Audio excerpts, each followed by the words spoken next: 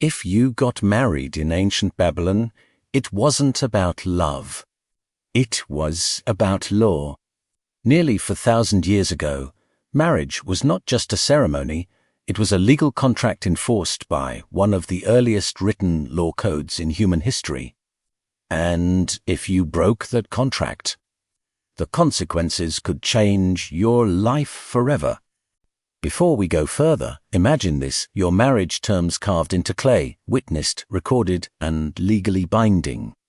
If you're fascinated by how ancient civilizations really worked, subscribe now and comment where you're watching from. Because what you're about to hear might completely change how you see the ancient world. Now let's step into Babylon. Around 1750 for BC, under King Hammurabi, Babylon was one of the most powerful cities in Mesopotamia. Trade flowed along the Euphrates River. Markets were busy. Temples dominated the skyline, but inside homes, marriage was governed by strict rules. Marriage was not informal. It required a contract. Without a contract, the union was not legally recognized. Families negotiated terms. A dowry was arranged, property or goods brought by the bride's family. This dowry legally remained connected to the woman, and this is where things become more complex than most people expect. Marriage in Babylon was patriarchal. The husband held authority over the household. But women were not without legal protection. That's the first surprise. Under the Code of Hammurabi, if a husband accused his wife of wrongdoing without proof, there were legal consequences. If he divorced her without valid reason, he often had to return her dowry. Let that sink in. Nearly 4,000 years ago, a woman's dowry was legally protected property. But the system was strict. If a wife was proven guilty of adultery, the punishment could be death, often drowning, unless the husband chose to pardon her. Harsh? Yes, but here is the detail most people miss. If a husband committed adultery, it was treated differently depending on circumstances. Social structure mattered. Marriage was not equal, it was structured. And structure meant rules for both sides, though not identical rules. Now imagine being a woman in Babylon whose husband abandoned her. What happened then? If a husband left the city and failed to provide support, a wife could return to her father's house and, in some cases, remarry, especially if he had been gone for a long time and provided no resources. That wasn't chaos. That was regulated by law. Here's another layer most people don't expect. If a woman could not bear children, a husband could take a second wife. But, and this is important, the first wife maintained legal status.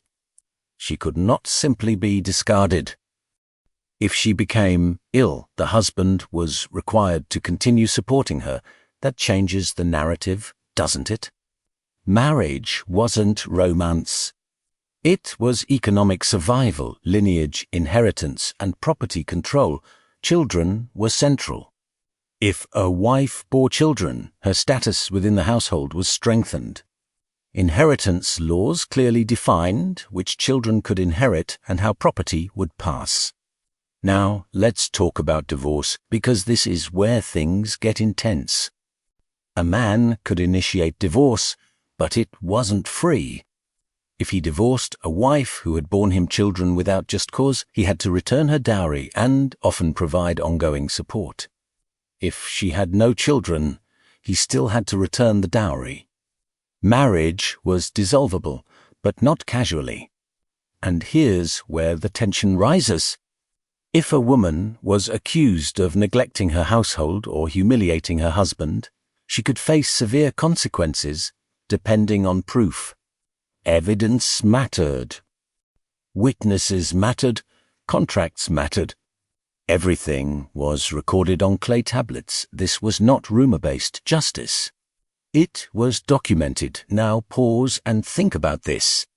In a world without modern courts, nor digital records, nor Police-System Babylon created written marriage contracts enforceable by law. That's not primitive, that's administrative sophistication. But the system was not emotionally driven, it was economic and legal. Marriage secured alliances between families. It protected property, it ensured legitimate heirs. And survival depended on stability. Now here's a deeper question. Was Babylonian marriage brutal? Or was it structured for survival in a harsh world?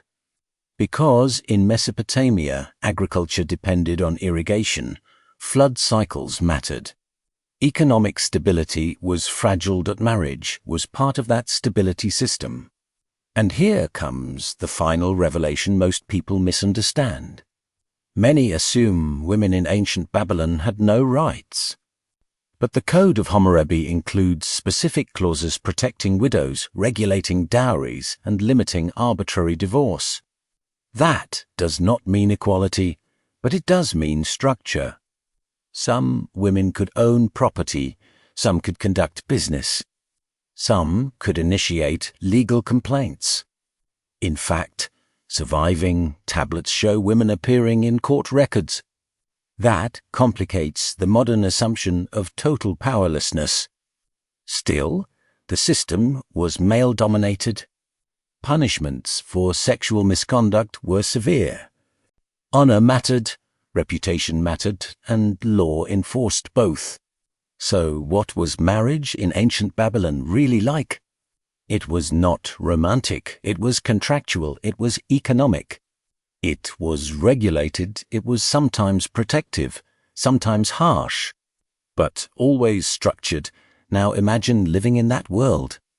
Your marriage terms written on clay, your dowry recorded, your inheritance predetermined, your loyalty legally binding. Would that feel secure or suffocating? If this changed how you see the ancient world, subscribe now and comment below. Was Babylonian marriage advanced for its time or brutally restrictive? And if you want to understand how these laws connected to crime, punishment and debt, watch the full Babylon series on my channel. Because civilization wasn't built on feelings, it was built on rules, and in ancient Babylon, marriage was one of the most important rules of all.